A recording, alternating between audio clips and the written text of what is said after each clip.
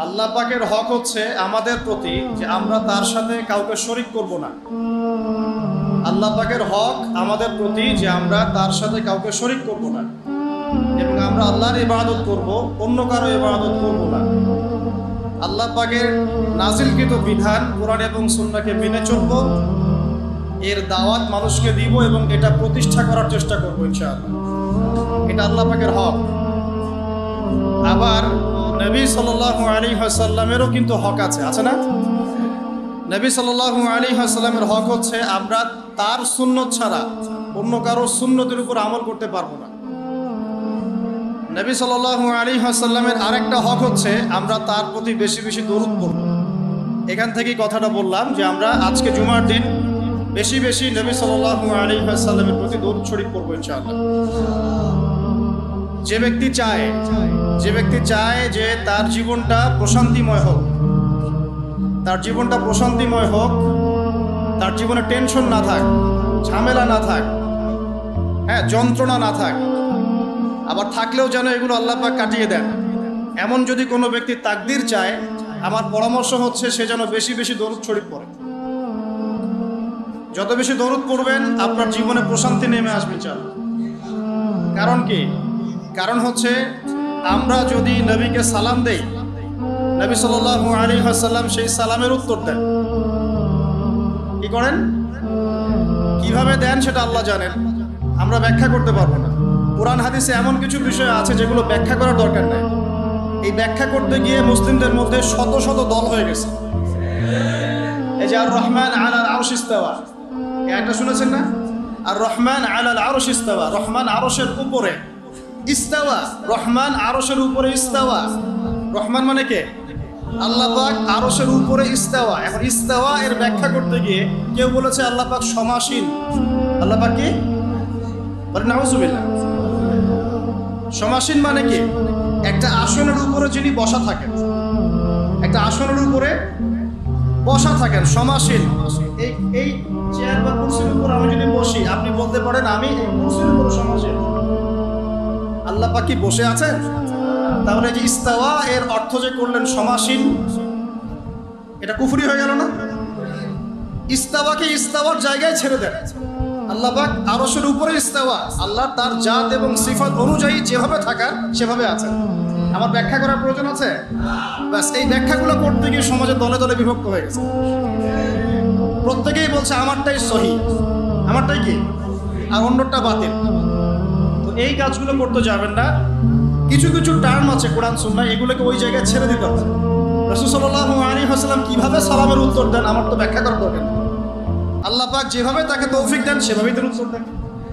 এখন কেউ যদি নবীর সালামের উত্তর পায় সে কি সৌভাগ্যবান না? সালাম মানে কি? আসসালামু আলাইকুম আমি যে বললাম, অর্থ কি? আপনাদের সবার উপরে আল্লাহর শান্তি রহমত বর্ষিত হোক, তাই তো? এখন ওয়ালাইকুম আসসালাম অর্থ কি? আপনার উপরেও আল্লাহ পাকের শান্তি এবং রহমত বর্ষিত হোক। ওয়া রাহমাতুল্লাহি ওয়া বারাকাতুহু। আচ্ছা, এখন নবী সাল্লাল্লাহু আলাইহি ওয়াসাল্লাম যদি কাউকে সালাম দেন বা সালামের উত্তর দেন, তার অর্থ কি আসবে? তোমার উপরেও শান্তি বর্ষিত। আর নবী যদি কারো জন্য শান্তির দোয়া করে তার জীবনটা শান্তি হবে না? এখান থেকে বললাম যে যত বেশি আপনি দরুদ শরীফ পড়বেন ইনশাআল্লাহ আপনার জীবনে শান্তি নেবে। আল্লাহ পাক আমাদেরকে বেশি বেশি দরুদ পড়ার তৌফিক দেন। তো আজকে একটা বিশেষ উপলক্ষে এখানে এসেছি। আজকে জুমার খুতবা দেয়া উদ্দেশ্য ছিল না। আজকে জুমা আপনাদের সাথে আদায় করবো এটা উদ্দেশ্য ছিল। তারপরেও আমার চেষ্টা করেছিলাম জুমার খুতবা ধরার জন্য, কিন্তু বাংলাদেশের একটা সুন্নত আছে। বাংলাদেশের একটা সুন্নত আছে। কি সুন্নত বলেন? আচ্ছা, বাংলাদেশের সুন্নত ট্রাফিক জ্যাম, ভাঙ্গা রাস্তা না। এখন অবশ্য রাস্তাঘাট অনেক উন্নত হয়েছে আলহামদুলিল্লাহ, এটা স্বীকার করতে হবে। এখন রাস্তাঘাট অনেক উন্নতি হয়েছে আলহামদুলিল্লাহ, তবে সত্তর হয় না। মাশাআল্লাহ, যাক, যে সফরের কষ্ট যত বেশি এই সফরের নেকিও তত বেশি। ওই শব্দ তো আবার অনেকে সহ্য করতে পারে না, এই শব্দ শুনলেই মাথার তার ছিঁড়ে যায়। সুবহানাল্লাহ, আমরা তো স্পষ্ট করেই বলছি জিহাদ মানে নিরপরাধ মানুষকে হত্যা করা নয়। কি? জিহাদ মানে নিরপরাধ মানুষকে হত্যা করা নয়। জিহাদ মানে অমুসলিমদের ঘরে ঘরে এই যে কি বলবো সন্ত্রাসী কর্মকাণ্ড চালানো নয়। জিহাদ মানে মুসলিমদেরকে হত্যা করা নয়।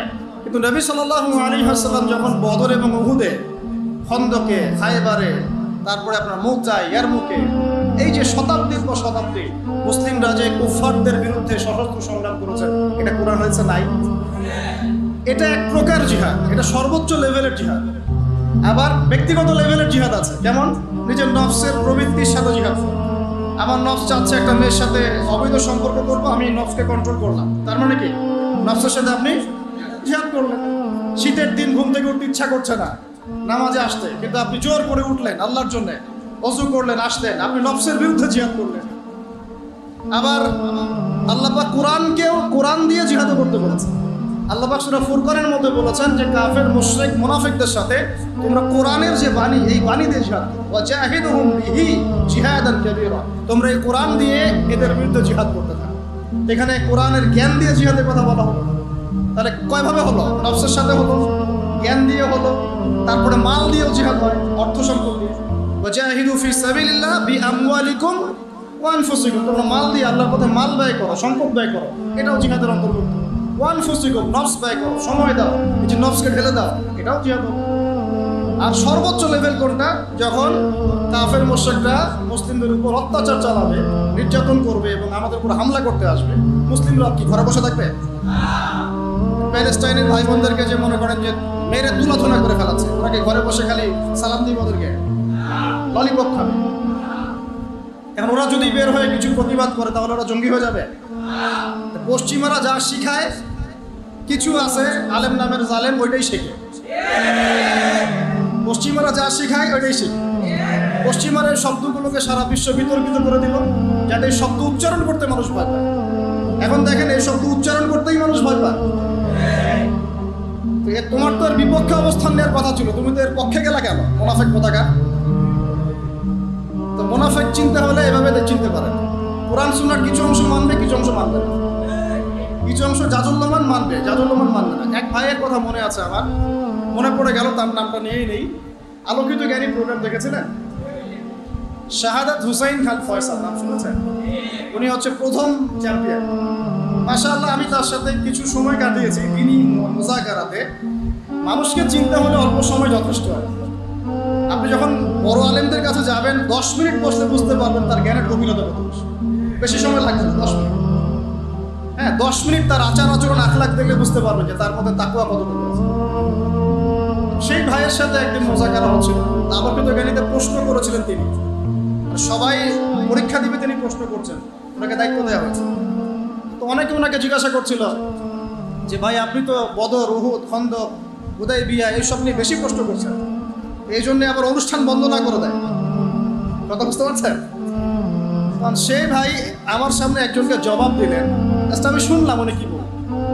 তিনি বললেন, এই যে আমার কাছে রাসূলের সিরাত আছে, সিরাত মানে তো বোঝেন, রাসূল সাল্লাল্লাহু আলাইহি ওয়াসাল্লামের জীবন, রাহিকুল মাকতুম বা যে কোনো বই, রাসূলের সিরাত আমি তোমাকে দিলাম। তুমি এখন এই সিরাত থেকে মাগাজি, মাগাজি মানে রাসূল সাল্লাল্লাহু আলাইহি ওয়াসাল্লামের অভিযান, বুঝতে পারছেন কি কথা? গাজওয়া এবং সারিয়া, যেগুলোকে মাগাজি বলি আমরা। তুমি রাসূলের সিরাত থেকে মাগাজিগুলোকে বাদ দিয়ে বাকি সিরাত আমাকে দাও, দেখি কতটুকু সিরাত দিতে পারো আমাকে। বুঝতে পারেন?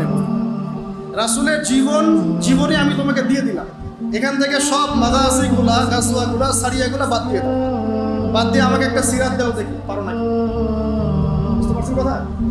মানে রাসূল সাল্লাল্লাহু আলাইহি ওয়াসাল্লামের জীবনের একটা বড় অংশ জুড়ে এটাই আছে। মাদানী যুগের প্রায় 10 বছর কি এটাই আছে, মাক্কি জীবনে 13 বছরে নাই। ওইখানে আমরা কিভাবে করেছি? ওইখানে আমরা কথা দিয়ে করেছি, মাল দিয়ে করেছি, নফস দিয়ে করেছি। আর যখন আল্লাহ পাক মদিনায় ক্ষমতা দিয়েছেন, তখন একেবারে সশস্ত্র করা হচ্ছে। কি সমস্যা? একটা রাষ্ট্রের উপর যদি কুফাররা হামলা করে, মুসলিমরা চুপচাপ বসে থাকবে? তো এটা একটা ফলসিফিকেশন টেস্ট এখনকার যুগে। এই যুগে হক আর বাতিল চেনার একটা ফলসিফিকেশন টেস্ট আছে।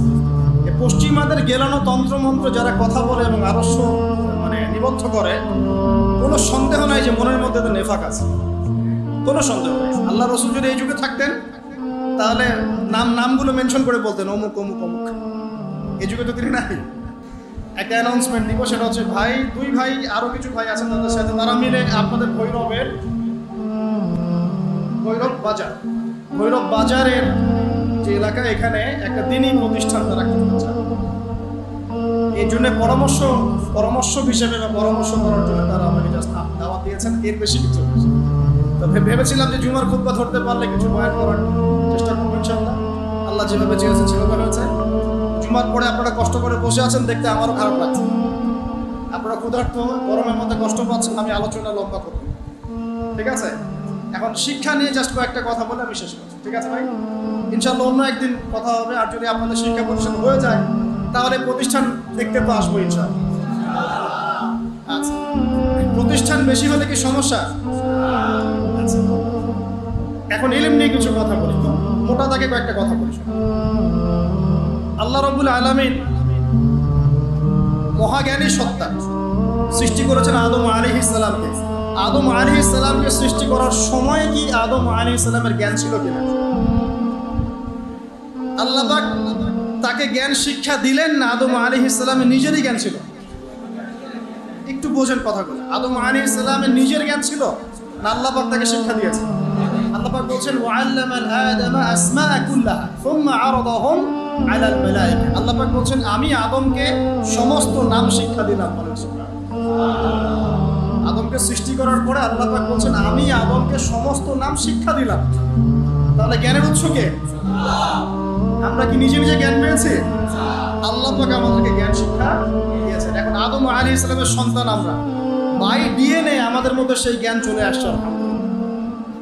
এরপরেও মানুষ অভিজ্ঞতা থেকে জ্ঞান শিখে, বুদ্ধি থেকে জ্ঞান শিখে এবং আল্লাহ পাকের ওহী থেকে জ্ঞান শিখে। ভাবে শেখে ভাই? মানুষ বুদ্ধি থেকে জ্ঞান শিখে। এই বুদ্ধি থেকে কিভাবে? ওই বাই ডিএনএ জ্ঞানগুলো চলে আসছে আমাদের মধ্যে, আদম থেকে আস্তে আস্তে তার সন্তানদের মধ্যে আলাইহিস সালাম। দ্বিতীয় পদ্ধতি হচ্ছে আমরা সমাজে চলাফেরা করি, অনেক অভিজ্ঞতা হয়, অভিজ্ঞতার আলোকে আমরা জ্ঞান শিখি, তাই না? একবার যে রাস্তা দিয়ে গিয়েছেন ভুলেও সেই রাস্তা দিয়ে হাঁটেন না, কারণ কি ওই রাস্তায় ছিনতাইকারী ধরেছে। অভিজ্ঞতা থেকে জ্ঞান শিখেছেন একটা, তাই না ভাই? তো আচ্ছা, আরেকটা হচ্ছে আল্লাহ পাকের ওহী থেকে মানুষ জ্ঞান শিখে। আল্লাহ পাকের ওহী থেকে। ওহী কি জিনিস? আল্লাহ তার পক্ষ থেকে কিছু প্রত্যাদেশ পাঠান। কাকে পাঠান? কার উপর পাঠান? আল্লাহ পাকে নির্ধারিত নির্বাচিত কিছু বান্দার উপর। যেমন আদম একজন বান্দা, নূহ একজন বান্দা, ইব্রাহিম, মূসা, ঈসা, মুহাম্মদ সাল্লাল্লাহু আলাইহি ওয়াসাল্লাম, প্রত্যেক নবী রাসূল আল্লাহ পাকে নির্বাচিত বান্দা। তাদের প্রতি আল্লাহ পাক তার পক্ষ থেকে কি পাঠান? ওহী পাঠান। এই ওহীটা হচ্ছে জ্ঞানের চূড়ান্ত উৎস। জ্ঞানের কি ভাই? আল্লাহ পাক বলেন ওয়াকুলিল হাক্কু মির রাব্বিকুম, সত্য তোমার রবের পক্ষ থেকে আসে। ফামান শাআ ফালইউমিন ওয়া মান শাআ ফালইয়াকফুর, যার ইচ্ছা হয় সে সত্য গ্রহণ করুক, যার ইচ্ছা হয় সে অস্বীকার করুক। আল্লাহ বলেন আল হাক্কু মির রাব্বিক, সত্য তোমার রবের পক্ষ থেকে আসে। ফালা তাকুনান্না মিনাল মুমতারিন, তুমি সন্দেহবাদীদের অন্তর্ভুক্ত হবে না। তার মানে আমরা বুঝতে পারলাম সত্য কার পক্ষ থেকে আসে। এখন এই ওহী হচ্ছে জ্ঞানের চূড়ান্ত মানদণ্ড। এই ওহীর আলোকে যেটা সত্য সেটা সত্য, ওহীর আলোকে যা মিথ্যা সেটা কি? বলেন কথা, আগে উসুলটা শেখেন। ওহীর আলোকে যা সত্যতা কি, আর ওহীর আলোকে যা মিথ্যা। ওহীর আলোকে যেটা হক সেটাই হক, ওহীর আলোকে যেটা বাতিল। ওহীর আলোকে যা হালাল তাই কি, ওহীর আলোকে যা হারাম। এখন যদি আমরা সমাজে বলি সুদ হালাল, চলবে? বলে কেন চলবে না? উত্তর কি দিবেন? কারণ ওহীর আলোকে সুদ হারাম। কথা কি বুঝতে পারছেন? ওহীর আলোকে কি, এটা শুধু এই উম্মতের জন্য হারাম হয়নি, আগের উম্মতেও হারাম ছিল। সুদ কিন্তু শুধু এই উম্মতের জন্য হারাম ছিল না, আগের উম্মতও কি ছিল? হারাম ছিল। বনু ইসরাঈলের উপরেও সুদ হারাম করা হয়েছে, কিন্তু ইহুদিরা সুদ খেয়েছে। এখনো সেই সুদ ভিত্তিক ব্যাংকিং সিস্টেম ওরাই পরিচালনা করছে। একই শুনল। এখন জিনা, জিনাকে আপনাকে উস্কে দেওয়া হচ্ছে, কাছে আসার গল্প ইত্যাদি ইত্যাদি। হ্যাঁ, তো এখন এটা হালাল না হারাম আপনি কিভাবে নির্ধারণ করবেন বলেন? ওহীর আলোকে। ওহীর আলোকে কি জিনা হালাল না হারাম? আল্লাহ বলছেন ধার কাছেও যেও না, ওয়ালা তাকরাবুজ জিনা, জিনা ধার কাছেও যেও না। দেখেন ধার কাছেও যেও না কথাটা কেমন? ওয়ালা তাকরাবা হাদিহি শাজারা, হে আদম এবং হাওয়া, এই গাছের ফল খাওয়া তো দূরের কথা, এর কাছেও যাবে। বুঝতে পারছি কি? মেয়ের সাথে সেক্সুয়াল সম্পর্ক তো অনেক দূরের কথা, তুমি ফোনে কথাও বলবো না। কথা কি বুঝতে পারছেন ভাই? এর মধ্যে একটা শান্তি আছে। যখন আপনি এভাবে মেয়ে থেকে মুক্ত থাকবেন, পবিত্র থাকবেন, মনে একটা শান্তি পাবেন। এই শান্তি অন্যরা পাবে না। কিন্তু এটা পরকীয়ার যুগ চলছে না এখন। আপনি পরকীয়া না করে নিজের স্ত্রীকে নিয়ে সন্তুষ্ট থাকেন, আপনি মনে একটা শান্তি পাবেন, এটা অন্যরা পাবেন। আমি বলতে চাচ্ছি যেটা হালাল হারাম জায়েজ না জায়েজ সত্য মিথ্যার মানদণ্ড কে ফিক্স করবে? এই বিষয়টা মানতে কোনো সমস্যা আছে?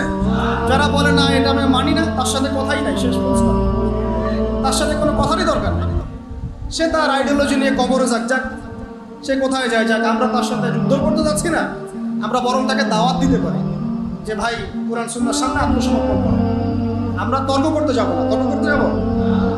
আমরা মুসলিমরা বিশ্বাস করি কোরআন সুন্নাহ হচ্ছে হক বাতিল, সত্য মিথ্যা, ন্যায় অন্যায়ের কি চূড়ান্ত একটা মানদণ্ড। এর আলোকে যা হক সেটাই হক, এর আলোকে যা বাতিল সেটাই বাতিল।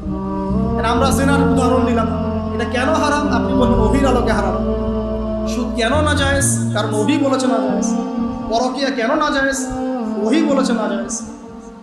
আপনি এতিমের মাল আত্মসাৎ করতে পারবেন না। কেন পারবেন না? কারণ আল্লাহ পাক নিষেধ করেছেন। আমাকে নামাজ পড়তেই হবে। কেন পড়তে হবে? কারণ আল্লাহ পাক করতে বলেছেন। আমাকে সম্পদ নেশাব পরিমাণ হলে যাকাত দিতেই হবে। কেন দিতে হবে? এটা কি নফল না ফরজ? আল্লাহ ফরজ করেছেন। আমি রমজান মাস আসলে কি করব? কেন রোজা রাখবো? প্রশ্ন করবেন নাস্তিকরা, কেন রোজা রাখেন? আল্লাহ বলেছেন তাই রাখেন। আর সে যদি বলে যে আল্লাহ আছেন প্রমাণ করো, তাহলে আরেকটা ডিবেটে বসতে হবে। আল্লাহ আছে প্রমাণ করো, এটা যদি ডিবেটের আলোচ্য বিষয় হয় তাহলে আরেকটা স্বতন্ত্র বিতর্ক হবে। আগে তো আমরা মেনে নিয়েছি আল্লাহ বলতে একজন আছেন। আচ্ছা, আল্লাহ বলতে কেউ নাই, তাহলে মহাবিশ্ব সৃষ্টি করলো কে? বলবে এমনি এমনি হয়ে গেছে, বিগ ব্যাং এর মাধ্যমে। আর সব কিছু সুশৃঙ্খলভাবে আছে কিভাবে? এমনি এমনি। হ্যাঁ, আকাশ থেকে বৃষ্টি হয় কেমন করে? এমনি এমনি। মানুষ বাঁচে কিভাবে, মারা যায় কিভাবে? বলছে এমনি এমনি। সবই এমনি এমনি, মানে অটোমেটিক্যালি। এটা কি কোনো পাগলও বিশ্বাস করে যে সব কিছু অটোমেটিক্যালি হয়? ফ্যানটা ঘুরলো কিভাবে? সুইচ দিয়েছেন? সুইচ দিয়েছেন তো, ইলেকট্রিসিটি আছে তো, একটা কারণ তো আছে। এই কারণ না থাকে যদি বলতাম ফ্যান এমনি এমনি ঘরে, কারের মতো একটা থাপ্পড় লাগাবেন না? এই তো করবেন। আপনার সামনে কেউ বললে কি কার থাপ্পড় লাগাবেন না? তাই বেটা এটা এমনি এমনি ঘরে। এখন এটা এমনি এমনি ঘরে না, এক পুরো মহাবিশ্বের বিশাল এই ফাংশন এমনি এমনি হয়। চিন্তা করেন তো। ইনশাআল্লাহ আমি তাদের বিরুদ্ধে বই লেখার চেষ্টা করছি। দোয়া করবেন আল্লাহ যেন সফল করে। এমন কিছু তথ্য উপাত্ত আসবে যেটা বিজ্ঞান, কোরআন এবং হাদিস থেকে একত্রিত করা। তাদের এক একটা আপত্তি, ইসলামের এগেনস্টে তাদের এক একটা আপত্তির জবাব দেওয়া হবে। আল্লাহ পাক তৌফিক দান করুন। এখন ভাই আমরা মুসলিম, আমরা আল্লাহ বিশ্বাস করি। আল্লাহ পাক ওহী নাযিল করেছেন, এর আলোকে আমরা হালাল হারাম জায়েজ নাজায়েজ মেনে চলি। এই তো, এটা আমাদের ধর্মীয় স্বাধীনতা না? এটা আমার ধর্মীয় স্বাধীনতা। আমি মুসলিম, আমি কোরআন সুন্নাহকে মেনে চলি। আপনি কি বাধা দিবেন? এখন এক ভাই সুদ খেতে চাচ্ছে না, জোর করে খাওয়াবেন? এক ভাই জিনা করবে না, জোর করে করাবেন? তাহলে তো আপনার লজ্জা হওয়া উচিত, লজ্জা থাকা উচিত। সেই মনে আপনার লজ্জা হওয়া উচিত যে আপনি জোর করে কেন একটা মানুষকে সুদ খাওয়াচ্ছেন, জোর করে কেন একটা মানুষকে জিনা করতে নিয়ে যাচ্ছেন। ও তো করতে চাচ্ছে না, লজ্জা পাওয়া উচিত না? আচ্ছা আসুন, এবার আমরা বুঝতে পারলাম ওহীর জ্ঞান কি চূড়ান্ত না বিভ্রান্ত? কোনটা? ওহীর জ্ঞান চূড়ান্ত। এখন ওহীর জ্ঞানটা আমরা পেলাম কিভাবে? আল্লাহ পাক নবী রাসূলদের কাছে কি পাঠিয়েছেন ভাই? কিভাবে পাঠিয়েছেন? জিবরাইল আলাইহিস সালাম, ফেরেশতার মাধ্যমে। ফেরেশতা কি, কেন, এটা নিয়ে আমরা আলাদা আলোচনা করতে পারি, এখন এটা আলোচনার সময় নেই। এখন সর্বশেষ নবীর নাম কি বলেন? আখিরুজ জামানের হাদিস স্টাডিগুলো করতে গিয়ে আমি এটাও পেয়েছি, নবী সাল্লাল্লাহু আলাইহি ওয়াসাল্লামের পরে 30 জন মিথ্যা নবুয়তের দাবি করে। কতজন? তার মধ্যে 26 কি 27 জন হচ্ছে পুরুষ, 3 জন বা 4 জন হবে নারী। তো আপনারা কি বিশ্বাস করেন যে নবী সাল্লাল্লাহু আলাইহি ওয়াসাল্লামের পরেও কেউ নবী হয়ে আসতে পারে? আমরা শুধু এতটুকু বিশ্বাস করি যে ঈসা আলাইহিস সালাম আসবেন, কিন্তু নতুন নবুয়ত নিয়ে নয়, বরং নবী সাল্লাল্লাহু আলাইহি ওয়াসাল্লামের শরিয়াত অনুকরণে, অনুসরণে ইনশাআল্লাহ, এবং তার হাতেই সভ্যতা শেষ হবে ইনশাআল্লাহ। আমি এই হাদিসগুলো অনেক স্টাডি করছি ইদানিং, ইনশাআল্লাহ এটা নিয়ে পরে লেকচার দিব ইনশাআল্লাহ তাআলা। একটা হাদিস পেয়েছি, উনার যুগে, ঈসা আলাইহিস সালামের যুগে একটা ডালিমের খোসার নিচে একটা পরিবার ছায়া আশ্রয় নিতে পারে, এবং এই জমিনটা রূপা যেমন করে চকচক করে, আল্লাহ পাক এই জমিনটাকে এরকম করে চকচক করা হবে। এত বেশি বৃষ্টি হবে, জমিন উর্বর হবে, ঠিক যেমন আদম আলাইহিস সালামের যুগে জমিন যেমন ছিল। সুবহানাল্লাহ। এটাও পেয়েছি যে একটা বকরির পাল, এই বকরির পালের মধ্যে একটা নেকড়ে ঢুকবে। নেকড়ে কি করে? বকরি খেয়ে ফেলে না? কিন্তু ওই যুগে, ঈসা আলাইহিস সালামের যুগে, নেকড়ে বকরিকে খাবে না। এত শান্তি থাকবে সমাজে যে এই যে বাঘ হরিণকে খাচ্ছে না, সিংহ হরিণকে খাচ্ছে না, নেকড়ে ছাগলকে খাচ্ছে না, এরকম সুকুন বিরাজ করবে সমাজে। এরপরে কিছু খারাপ মানুষ আসবে যারা রাস্তাঘাটে জেনা করবে। তার আগে ঈসা আলাইহিস সালামের ইন্তেকাল হয়ে যাবে। ওই মানুষগুলো, ওই প্রজন্মের সামনে আল্লাহ পাক কিয়ামত দিবে। তার মানে কিয়ামত, কাল কিয়ামত বলতে আমরা যা বুঝাই, মানে আগামীকালই কিয়ামত না। কাল মানে কি? সময় তো কিছু বাকি আছে, এটা আপনাকে সতর্ক করার জন্য। এখন আসুন, ওহি বুঝতে পারলাম, সর্বশেষ নবী আমরা চিনি আলহামদুলিল্লাহ মুহাম্মদ রাসূলুল্লাহ সাল্লাল্লাহু আলাইহি ওয়াসাল্লাম। আল্লাহর নবীর উপরে আল্লাহ পাক জ্ঞান পাঠিয়েছেন কিনা, সেটা কি বলেন? আল কোরআন এবং হাদিস আছে কি নাই? এখন তো আবার নতুন ক্যাচারের তো শেষ নাই, হাদিস নাই বলছে। অনেকে বলছে কি হাদিস নাই, নাউযুবিল্লাহ। আল্লাহ আমাদেরকে হেফাজত করুন। হাদিস করতে পারবেন, একটা কাজ ওযুই করতে পারবেন। হ্যাঁ, ওযু বলছেন যে 4টা ফরজ আদায় করলে হয়ে যায়, কিন্তু রাসূলের সুন্নাহ মোতাবেক হলো কি? নামাজ কেমন করে পড়বেন, নামাজের বিভিন্ন আহকাম আরকানগুলো কেমন করে পড়বেন, তো এগুলো বিতর্কিক বিষয় না, এগুলো প্রমাণিত বিষয় যে এটা কোরআন এবং সুন্নাহর বাইরে, ইসলামের এটা বাদ দিয়ে কেউ শরীয়ত ফলো করতে পারবে না, এটা সম্ভব না। তো যাই হোক, এখন আমরা কোরআন এবং সুন্নাহ পেলাম কার কাছ থেকে? নবী সাল্লাল্লাহু আলাইহি ওয়াসাল্লাম এবং সাহাবীদের কাছ থেকে। এই তো, তাহলে জ্ঞানতাত্ত্বিক মূলনীতি পাচ্ছি কয়েকটা। এক হচ্ছে জ্ঞান আল্লাহর পক্ষ থেকে এসেছে, আল্লাহ পাক জ্ঞান ওহীর মাধ্যমে ছড়িয়ে দিয়েছেন। সেই ওহী আমরা এখন শেষ ওহীটা কি পেয়েছি? কোরআন এবং হাদিস, এর মধ্যেই সমস্ত জ্ঞানের উৎস আছে। এর বাইরে উপকারী জ্ঞান আমরা নিতে পারবো, কোনো সমস্যা নাই। কোরআন এবং সুন্নাহর সাথে সাংঘর্ষিক না এমন জ্ঞান আমরা নিতে পারবো। কোরআন সুন্নাহর সাথে সাংঘর্ষিক নয় এমন জ্ঞান আমরা অবশ্যই নিতে পারবো। কোরআন সুন্নাহর সাথে সাংঘর্ষিক জ্ঞান আমরা নিতে পারবো না। কথা ক্লিয়ার? আচ্ছা, এখন আমরা দেখলাম যে আল্লাহর নবী তার সাহাবীদের সাথে থেকে, তাদের উপস্থিত থেকে শিখিয়েছেন কিভাবে নামাজ পড়তে হবে, কিভাবে রোজা রাখতে হবে, কিভাবে ওযু করতে হয়, প্রত্যেকটা বিষয় শিখিয়েছেন। তার মানে জ্ঞান শিখতে হলে এখন আপনার ওস্তাদ লাগবে কেন? তাহলে আমরা পাচ্ছি জ্ঞান, আমরা পাচ্ছি কিতাব, আমরা পাচ্ছি ওস্তাদ, আমরা পাচ্ছি ছাত্র। 4টা জিনিস তো পেয়ে গেলেন। এখন লাগে আপনার মুজাহাদা, মানে কি করা? প্রচেষ্টা চালানো। এখন সাহাবীরা কি একদিনেই জ্ঞান শিখে ফেলেছেন? না, দীর্ঘদিন লেগেছিলেন। তার একটা দীর্ঘ সময় আপনাকে জ্ঞানের সাথে থাকতে হবে, টিচারের সাথে থাকতে হবে, একটা সিস্টেম লাগবে। এই জিনিসগুলোকে মাথায় রেখে ওলামায়ে কেরাম এরকম মসজিদ, মাদ্রাসা, মাকতব, স্কুল, কলেজ করে। স্কুল কলেজ যদিও বা একটু সেকুলার শব্দ শোনায়, কিন্তু সব স্কুল তো আর খারাপ, সব স্কুল খারাপ। ওখানে যে জ্ঞানগুলো শিক্ষা দেওয়া হয় সেই জ্ঞানগুলো আমাদের প্রয়োজন আছে না? আছে। এখন সাহাবীদের যুগ তো এখন নাই, আছে? আমরা কি সাহাবীদেরকে পাচ্ছি না। সাহাবীদের যুগের পরে ইমামদের যুগ ছিলেন, আমরা কি ইমামদেরকেও পাচ্ছি? ইমামদের পর মুহাদ্দিসদের যুগ এসেছে, আমরা কি তাদেরকেও পেয়েছি? এখন আমরা কাদেরকে পেয়েছি? আমরা পেয়েছি প্রত্যেক যুগের বরেণ্য আলেমদেরকে। কাদেরকে পেয়েছি? তাহলে আমাদের সামনে কোরআন আছে, হাদিস আছে, নবী নাই, সাহাবী নাই, ইমাম কেউ নাই। আমাদের সামনে কারা আছে? আলেম ওলামা আছে। আলেম ওলামারা কোরআন সুন্নাহ থেকে আপনাকে মাসলা মাসাইল, ইসলামের বিধিবিধান এগুলো রিসার্চ করে আপনার সামনে উপস্থাপন করবেন, আপনি সেটা ফলো করবেন। এই তো, এর বাইরে কি কোনো অপশন আছে? এখন আমি যদি বলি না, আমি এই মাঝখানের আলেমদেরকেও নিব না, আমি ইমামদেরকেও নিব না, মুহাদ্দিসদের কাউকে নিব না, আমি খালি কোরআন সুন্নাহর বইপত্র পড়ব, সরাসরি নবীকে ফলো করব, আমি সরাসরি নবীকে ফলো করব, আমার কোনো মাধ্যমের দরকার নাই। তার মানে ব্যাপারটা এরকম যে আমার স্কুল, কলেজ, ইউনিভার্সিটি কিচ্ছু দরকার নাই, আমার টিচারের দরকার নাই, আমাকে মেডিকেল সায়েন্সের কিছু বই এনে দেন, পড়বো, ডাক্তার হয়ে যাবে। অতএব আপনাকে অবশ্যই বরেণ্য ওলামায়ে কেরামকে তো লাগবে। ওলামায়ে কেরামের সামনে যাবেন, তাদের কাছে বইপত্র পড়বেন, উসুলগুলো শিখবেন, আকীদা শিখবেন, তারপরে হাদিসের কিতাবগুলো মোতালা করবেন। আস্তে আস্তে আপনাকে তারা বড় জায়গায় নিয়ে যাবে। এই তো সিস্টেম। এই সিস্টেমের বাইরে কি নবীকে ফলো করার কোনো সিস্টেম আছে? এখন এই জিনিসগুলো শেখার জন্য তাহলে প্রতিষ্ঠান সহায়ক নাকি প্রতিবন্ধক?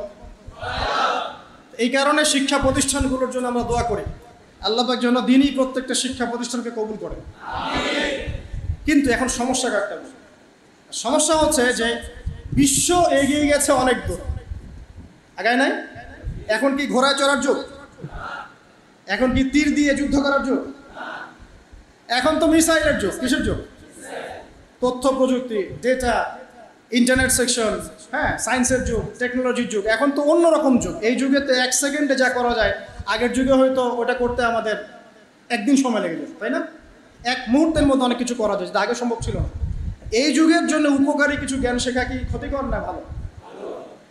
বুঝতে পারছেন না? মনে করেন চাষ করার জন্য আগে একটা সিস্টেম ছিল, এখন আধুনিক সিস্টেম এসেছে। আপনি অল্প সময় বেশি চাষ করতে পারবেন। নেবেন কি না আপনি? অবশ্যই নিব। বুদ্ধিমান হলে কি? অবশ্যই নিব, যতক্ষণ না সেটা ইসলামের সাথে সাংঘর্ষিক হয়। ইসলামের সাথে সাংঘর্ষিক হলে নিচ্ছি না, কিন্তু উপকারী হলে নিব কি না? এই জন্য আমি বলি, আমার পক্ষ থেকে আমার নাসিহা, আমার পরামর্শ, এটা আমার মত। সবারই মত প্রকাশের স্বাধীনতা থাকতে পারে। আপনার মত ডিফারেন্ট হতে পারে, আপনি আপনার মত নিয়ে কবরে যান, আমি আমার মত নিয়ে কবরে যাচ্ছি, কোনো সমস্যা নেই। আমার মত হচ্ছে, এখনকার যুগে কোরআন এবং সুন্নাহর যে জ্ঞানগুলো আমরা অর্জন করি, এর সাথে সমসাময়িক উপকারী জ্ঞানগুলোর দরকার আছে। যে প্রতিষ্ঠানগুলো করতে চান সেগুলোর মধ্যে এই সিলেবাসগুলোকে ইনক্লুড করে সিলেবাস গঠন করে। তাহলে সিলেবাসে একটু পরিবর্তন আনলে কি ক্ষতি হয়ে যাবে উম্মাহ? কোরআন সুন্নাহর সব উসুল ঠিক থাকবে, আমাদের সব যা আমরা আকীদা রাখি, আমরা যে মাযহাব ফলো করি, যে মানহাজ ফলো করি, সব ঠিক থাকবে। কিন্তু উপকারী যে বিদ্যাগুলো, যেমন ম্যাথামেটিক্স, যেমন সায়েন্স, যেমন ধরেন কি বলবো, এই যে ইকোনমিক্স, যেমন জিওপলিটিক্স, হ্যাঁ, যেমন এই যে সায়েন্স অ্যান্ড টেকনোলজি বা কম্পিউটার, ইন্টারনেট সেকশন, মানে যে জিনিসগুলো ইংরেজি, যেগুলো আমাদের বাংলা থাকবে, সাহিত্য থাকবে, দেশ থাকবে, আন্তর্জাতিক বিশ্ব থাকবে, সব থাকবে। এগুলো যদি আমার সন্তান ছোটবেলা থেকে শেখে, কোনো সমস্যা আছে? এটা শিখলে কি সে ইসলাম থেকে বের হয়ে যাবে? বরং সে আজকে থেকে 20 বছর পর ইসলাম নিয়ে এমন কিছু কথা বলতে পারবে যা আমি এখন বলতে পারছি। দেখবেন 20 বছর পর সে ইসলাম সম্পর্কে এমন কিছু লিখতে পারবে যা আমি এখন লিখতে পারছি। 20 বছর পরের যে বিশ্বটা সামনে আসবে, ওই বিশ্বটাকে আমার এই ছেলেটা ডিল করতে পারবে ইনশাআল্লাহ। এই পরিকল্পনা আমাদের করা উচিত কিনা? এই জন্য যেসব প্রতিষ্ঠানে সিলেবাসে কিছু সংশোধন আনার সুযোগ আছে, সেখানে আনা উচিত, আমার মনে হয় আনা উচিত। এটা আমার মত। আপনি যদি ডিফার করেন, এটা আপনার মত, আপনার থাকতে পারে। আর নতুন নতুন যে প্রতিষ্ঠানগুলো করতে চাচ্ছেন বা যে ভাইরা উদ্যোগ নিচ্ছেন, আমার পরামর্শ হচ্ছে ছোট থেকে, একদম প্লে থেকে বা শিশু শ্রেণী থেকে বাংলা, ইংরেজি, অঙ্ক এগুলোর সাথে কোরআন সুন্নাহকে একটা কম্বাইন্ড করে একটা এডুকেশন সিস্টেম লঞ্চ করতে চাই। এরকম কিন্তু অনেকেই কাজ করছে, দেশের অনেক জায়গায় এরকম কাজ হচ্ছে আলহামদুলিল্লাহ। তো এগুলোকে সমন্বয় করাকে খুব কঠিন কাজ। এখানে অনেক জেনারেল শিক্ষিত বড় বড় পদের ভাই আছেন, এখানে অনেক বুজুর্গ আছেন, গণ্যমান্য ব্যক্তিবর্গ আছেন, সরকারি কর্মকর্তা আছেন, তারা সবাই ইনশাআল্লাহ শিক্ষিত মহল, ইনশাআল্লাহ অ্যাটলিস্ট আমার এই কথাটার সাথে একমত হবেন। শুরু থেকেই আমাদের সন্তানদেরকে, আমরা তো ইসলাম দিয়ে শুরু করবো, আলিফ বা তাসা দিয়ে শুরু করবো ইনশাআল্লাহ, আল্লাহকে চেনাবো, রাসূলকে চেনাবো, এখান থেকে শুরু করবো। পাশাপাশি আমরা ইংরেজি, বাংলা, অঙ্ক এগুলো শেখালে কোনো সমস্যা আছে? এই সমন্বয়টা করে যদি ক্লাস ওয়াইজ ভাগ করা যায়, ক্লাস 1, ক্লাস 2, ক্লাস 3, এইভাবে যদি 10 পর্যন্ত যাওয়া যায়, যে আমার ছেলে 10 পর্যন্ত পড়াশোনা করেছে, 10 পারা হাফেজও হয়েছে, সম্ভব কি না? সম্ভব। আমার ছেলে ক্লাস 10 পর্যন্ত পড়েছে, এই মাশাআল্লাহ 100 হাদিস তার মুখস্থ আছে, সম্ভব কি না? বছরে 10টা করে হাদিস মুখস্থ করা সম্ভব না? আমার ছেলে ক্লাস 10-এ পড়ে, সে শুধু ইংরেজি বাংলায় জানে না, আরবিও লিখতে পারে, সম্ভব কি না? সে কোরআন তেলাওয়াত করতে পারে, সম্ভব কি না? সে কোরআনের যে গ্রামার, যে আমরা যে মিজান, নাহু এগুলো পড়ি, এগুলো সে পড়তে পারে, সম্ভব কি না?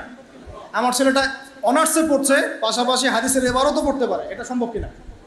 এই জিনিসটা যদি আমরা একটু গুছিয়ে করতে পারি ইনশাআল্লাহ তাআলা, আমি খুব আশাবাদী যে আগামী 10 থেকে 20 বছরের মধ্যে আপনি নতুন একটা প্রজন্ম পাবেন ইনশাআল্লাহ। এই প্রজন্ম দুই দিকেই সমান দক্ষ হবে ইনশাআল্লাহ তাআলা।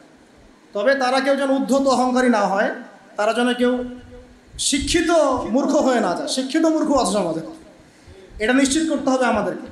তারা যেন সত্যবাদী হয়, সৎসাহসী হয়, তারা যেন কর্মঠ হয়, খেলাধুলা করে, ফিজিক্যালি ফিট হয়, তারা যেন ঠিক টাইমে ঘুমায়, ঠিক টাইমে ওঠে, ভালো খাবার খায়, ভালো পরিবেশে মেশে, এগুলো নিশ্চিত করতে হবে। কারণ পড়াশোনা শুধু কিন্তু বই পুস্তক পড়ার নাম, আখলাকের পরিবর্তনের নাম পড়াশোনা। আমি এমন অনেক মানুষ দেখেছি, আল্লাহ মাফ করুন, আমি দুর্নাম করতে চাই না, কোরআন সুন্নাহর প্রচুর জ্ঞান আছে, আখলাকের বালাই নাই। কোরআন সুন্নাহর প্রচুর জ্ঞান আছে, ধর করে হাদিসের এবারত আপনাকে বলে দিবে, উসুল বলে, আখলাক নাই, আখলাক চরিত্র, আখলাক নাই, মাধুর্য নাই।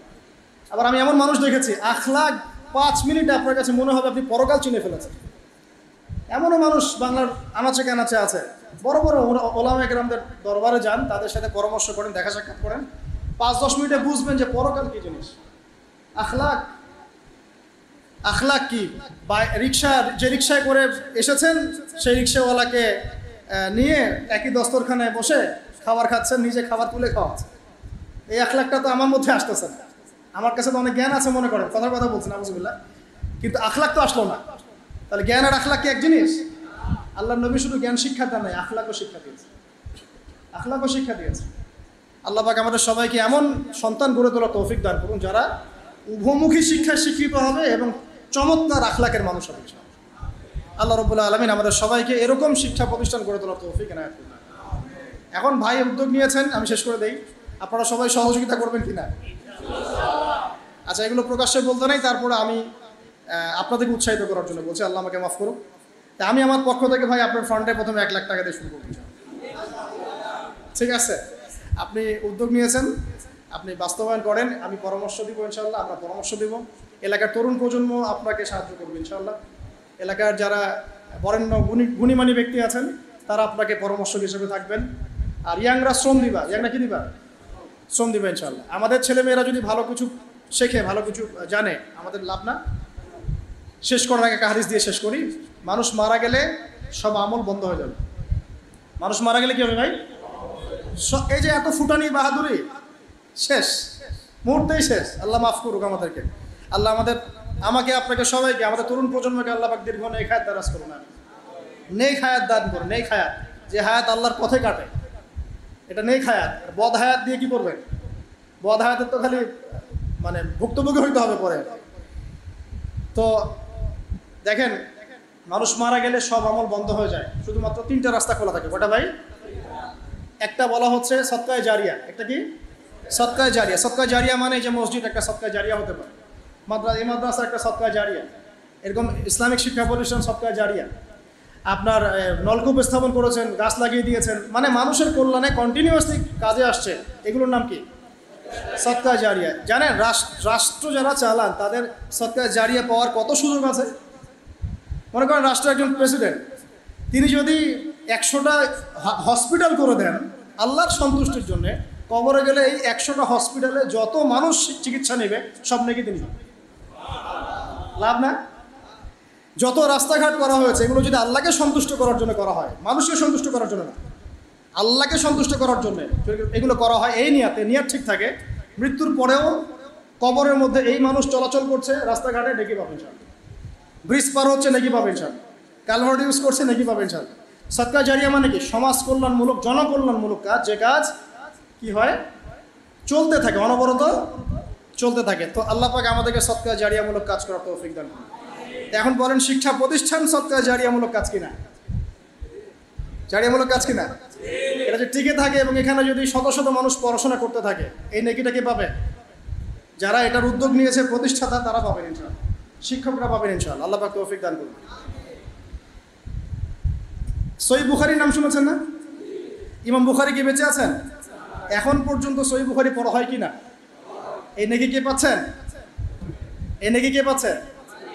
বুখারী রাহিমাহুল্লাহ কবরে শুয়ে নেকি পাচ্ছেন ইনশাআল্লাহ।